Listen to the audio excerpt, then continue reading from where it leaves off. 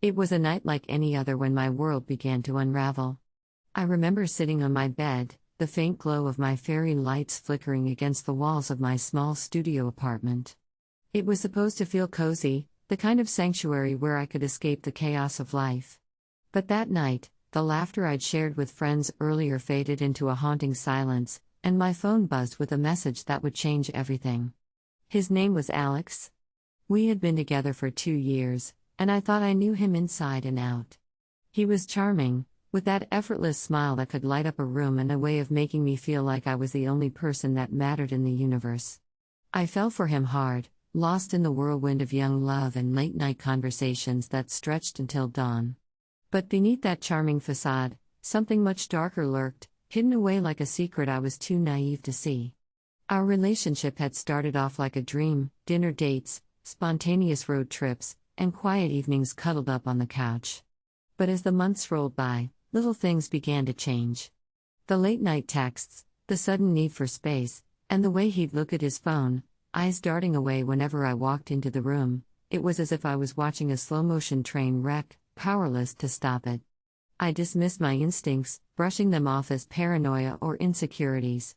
But the night I received that message, everything came crashing down. It was from a number I didn't recognize, and the words carved through me like a knife. "You deserve to know, he's been seeing someone else. And I think you should get tested." My heart raced, disbelief morphing into a painful knot in my stomach. As if that wasn't enough, the weight of the additional revelation crushed me: an STD. The words echoed in my mind, words that felt like they were written in blood. An infection. A betrayal that went beyond anything I could have imagined. In that moment, the comfort of my little sanctuary felt suffocating. I tossed the phone aside and buried my face in my hands, tears streaming down my cheeks. Anger coursed through my veins like fire, mingled with an intense sense of betrayal. How could he? After everything we shared, how could he do this to me? I felt the dizzying spiral of heartbreak, betrayal, and rage culminating in one searing truth: I needed to take back control. And so, I made a promise to myself that night, a promise to reclaim my power, to ensure that no one else would have to endure the pain I felt. I was done being a victim, and I was ready to make him pay for every lie, every hidden moment, and every ounce of trust he shattered. This is my story. A tale of heartbreak and discovery, but also one of cunning revenge. Truth be told, when the dust finally settles, you're about to learn that sometimes the most powerful weapon you can wield is the truth itself. The next few days passed in a haze, a whirlwind of emotions I couldn't control. I remember lying awake through the early hours, heart racing while replaying every memory I had of Alex, dissecting them like a forensic analyst trying to find clues to a crime he hadn't seen coming. I felt sick thinking about the intimate moments we shared, the laughter, the late-night confessions, the promises made under the starlit sky. All those memories felt tainted now, poisoned by his betrayal. I was spiraling. The image of him with someone else, laughing and kissing her. Did he kiss her the way he kissed me? Did he whisper sweet nothings in her ear, just like he used to do with me? The jealousy clawed at my insides, tearing through the pain like a vengeful beast. But it wasn't just jealousy, it was the crushing weight of humiliation. I felt like an absolute fool, a marionette dancing on strings he'd yanked with careless abandon. After a long, sleepless night, I finally mustered the courage to see a doctor. The sterile smell of the clinic was a stark contrast to the chaos roiling in my mind, and when the nurse handed me the results, I felt like the world had stopped spinning. There it was, a diagnosis that would forever change the way I viewed intimacy, the way I viewed trust. I felt like I was holding a ticking time bomb. The bomb was my heart, and the countdown to my revenge had officially begun. It was time to confront him. I set a plan in motion, fueled by righteous anger and a burning desire for revenge. I texted Alex, craftily crafting my words to sound casual. "Hey, can we talk? There's something important I need to discuss." When he replied almost immediately, giddy and eager, it was like a switch flipped inside me. I was no longer that vulnerable girl who had given her heart to him. The vulnerability was replaced by a cold, steely resolve. He suggested we meet at our favorite cafe, and I could already picture the look on his face when everything unraveled. The thought of the confrontation sent a thrill through me, the sweet taste of poetic justice. As I sat at the cafe, sipping a lukewarm cup of coffee, I rehearsed what I wanted to say. The people around me were blissfully unaware of the storm brewing inside, but I was center stage in my own personal play, and I was ready for my monologue. Finally, the door swung open, and there he was, bright-eyed and unaware. It took everything within me not to smile at his unsuspecting demeanor. "Hey!" he beamed, sliding into the seat across from me. "You look different. Everything okay?" That innocent concern almost made my blood boil. "Everything's just peachy, Alex," I said, barely hiding the sarcasm that dripped from my words. "In fact, I just got back from the doctor." His brow furrowed in confusion as I watched the color drain from his face when I revealed the truth. "What do you mean?" he stuttered, a mixture of shock and panic flashing in his eyes. "What are you talking about?" I leaned forward, relishing the moment. "You know exactly what I mean.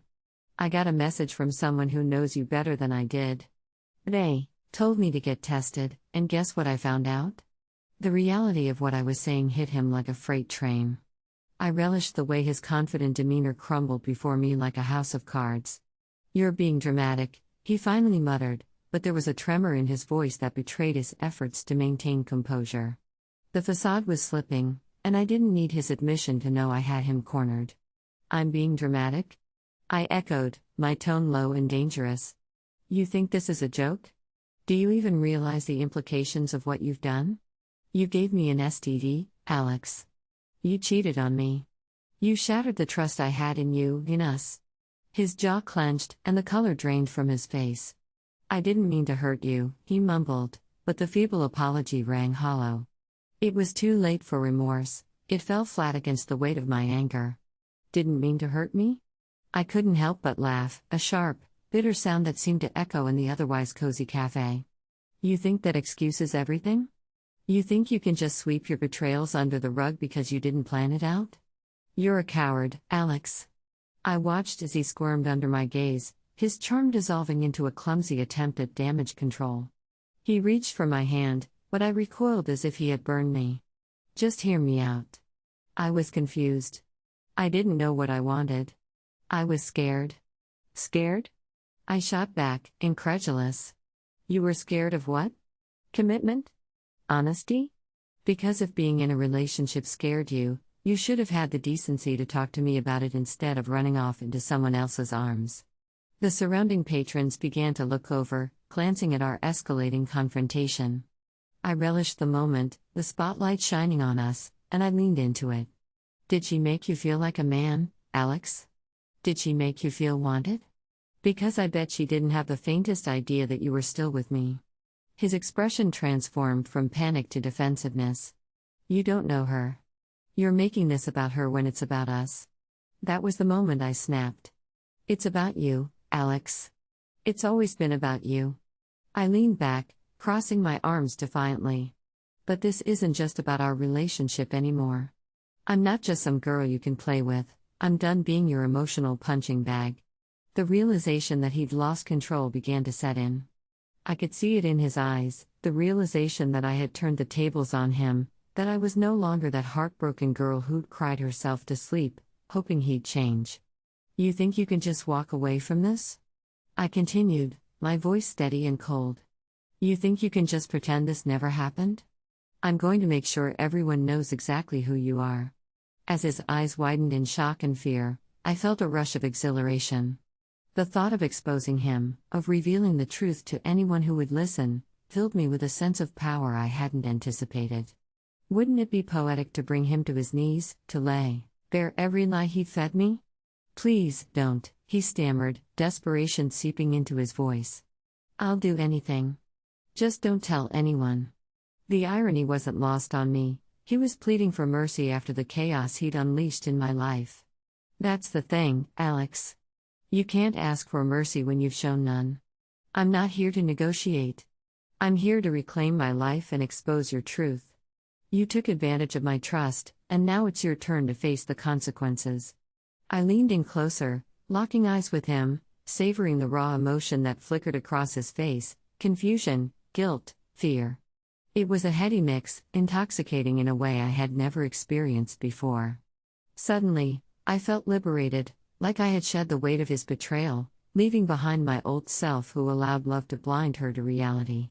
In that instant, I knew that my revenge didn't just mean telling a few friends or posting on social media. No, I wanted to ensure this lesson lingered with him. I wanted him to feel the humiliation that had wrapped around me like a suffocating shroud. He needed to know that actions had consequences, and I was ready to be the one to make him pay for the trauma he inflicted on me. How does it feel to know that someone out there is waiting to expose you? To see you squirm? To know that the woman you thought was just a fling could very well turn the world against you? I challenged, enjoying the way he recoiled as my words dug deeper. He shook his head, desperate, like a cornered animal. "You're being cruel. I didn't want to hurt you." His voice was shaky, a faint echo of the man I once loved. "Cruel?" I laughed again, this time without any hint of amusement.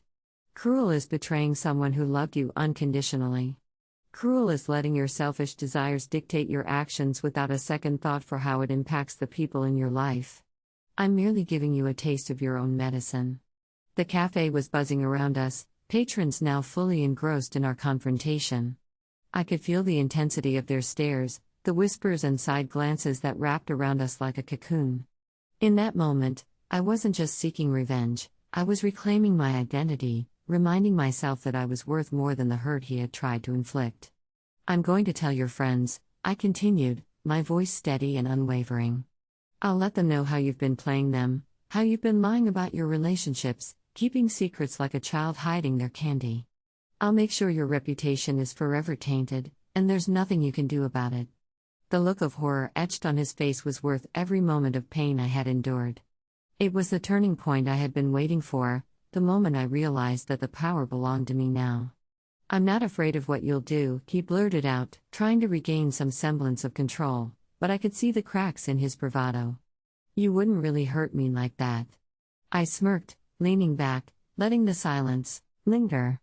"Oh, but I will, Alex. You don't know me anymore. You only think you do." And as I sat there, watching the reality of what he had done settle over him in waves, I felt a surge of triumph. There was no going back now. The narrative had shifted. What was once a story of betrayal had transformed into one of empowerment. I stood up, ready to leave him squirming in that cafe, surrounded by onlookers who'd just witnessed a broken relationship unravel in real time. "Enjoy the rest of your day, Alex," I said, turning to walk with each step away from the cafe. The adrenaline coursed through me, fueled by a mix of triumph and determination. The confrontation was just the beginning. My revenge plan began to take shape in the back of my mind, each detail carefully orchestrated to ensure Alex realized the full weight of his choices. First and foremost, I needed to collect evidence, solid proof of his deceit. I texted the anonymous tipster who had initially reached out to me. "Thank you for telling me about Alex. Can you share more details? I need to know everything." It didn't take long for them to respond, dropping cryptic hints about other girls he'd been seeing, including one who was definitely serious and seemed to know about me. This was just what I needed. If I could gather more names and stories, I could build a case that would leave him exposed for everyone he cared about. Next, I reached out to my own circle of friends. I made a group chat where I could share everything. I carefully crafted my words. "Hey everyone, I need to talk.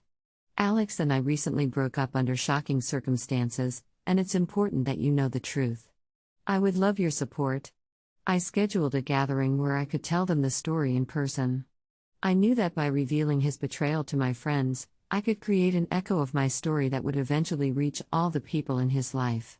The goal was to ensure they saw him for who he really was, deceptive and unworthy of trust. For the grand finale, I knew social media would be my stage. I created an anonymous account on a platform where he was quite active, using a name he wouldn't recognize. One night, I meticulously composed a post that would send shockwaves through his friends. "Attention, if you're dating Alex, you might want to get tested." After 2 years of being blindsided by his lies, I learned he's been seeing multiple girls behind my back and that he gave me an STD. Don't let his charm fool you. This guy is playing a dangerous game. I included screenshots of our conversations, the text from my anonymous tipster, and even snippets of messages showing his flirtation with other women. It was a calculated move, but I felt confident that the truth needed to be known, and I would make sure it spread like wildfire. As the days passed, I could almost feel the tension mounting around us. I had set everything in motion, and it was a strange mix of excitement and anxiety. I knew the fallout would be monumental. I stashed away my phone in a drawer and chose to engage in self-care, focusing on myself, my health, my hobbies, and my friends. I had to remind myself that this plan was about reclaiming my power and not getting lost in the chaos. The day finally arrived when I was prepared to unleash my plan. I woke up early, giddy with anticipation. I donned my favorite outfit, the one I knew made me feel confident and fierce. The time had come to confront Alex once more, but this time, it would be on my terms. I arranged to meet him at the same cafe, but instead of sitting across from him, I planned to stand at a distance, watching him squirm as he interacted with friends and acquaintances. I wanted to see the moment the post went live, the moment he'd realize everything was crashing down around him. As I entered the cafe, the familiar scent of roasted coffee and pastries wafted through the air, but it felt tainted now, a reminder of the good times that had been irrevocably lost. I spotted him at a corner table, surrounded by a group of mutual friends, laughing and sipping on his usual caramel macchiato. He looked effortlessly charming, yet it struck me how truly superficial that charm was. I took a deep breath, steeling myself for what was about to unfold. My heart raced as I pulled out my phone, my fingers trembling slightly. I opened the anonymous account and hit post. A surge of exhilaration washed over me as I pressed the button, watching the words fly into the digital ether. The caption read, "Attention, if you're dating Alex, you might want to get tested." After 2 years of being blindsided by his lies, I learned he's been seeing multiple girls behind my back and that he gave me an STD. Don't let his charm fool you, this guy is playing a dangerous game. As the notification flashed across the screen, I could feel the adrenaline coursing through my veins.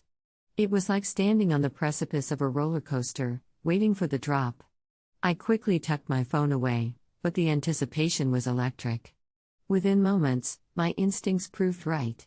The post started to gain traction, likes, shares, and comments flooding in. I watched as Alex's laughter faltered, his face flashing confusion as he glanced at his phone. I could see the moment his smile faded, replaced by panic as he scrolled through the comments. Friends leaned in closer, their expressions shifting from curiosity to shock. "What the hell is this?" I heard him mutter, his voice barely above a whisper. My heart raced, I felt an intoxicating mixture of fear and excitement at the chaos I had unleashed. I watched as his fingers flew over his screen, trying to respond, to dial me, but it was too late. Each passing second felt like an infinite cascade of poetic justice. "Alex, what's wrong?" one of his friends asked, concern etched across her face. "That's not true," he snapped, his voice rising, drawing even more attention. "It's just some bullshit rumor." But I could see the cracks in his facade, deepening, the way his eyes darted around the cafe, searching for allies, for someone to defend him. I reveled in the realization that he was utterly alone, surrounded by friends who were now questioning everything they thought they knew about him. The cafe began to fill with whispers, the air thick with disbelief and judgment. I overheard snippets of conversation around me, people speculating about his character, about the girl he cheated on me with, and the devastating implications of his betrayal. The power I felt was palpable. Alex was being publicly dismantled before everyone's eyes. "Who is she?" another friend asked, her brow furrowing in concern. "Is this true?" "I don't know who it is, it's a lie," he shouted, his desperation growing more apparent. But beneath his panicked attempts to dismiss the truth, I could see the cracks of his confidence widening. I dared a glance at his face, and it was ghostly pale, the weight of the moment crashing down on him. My heart raced with satisfaction.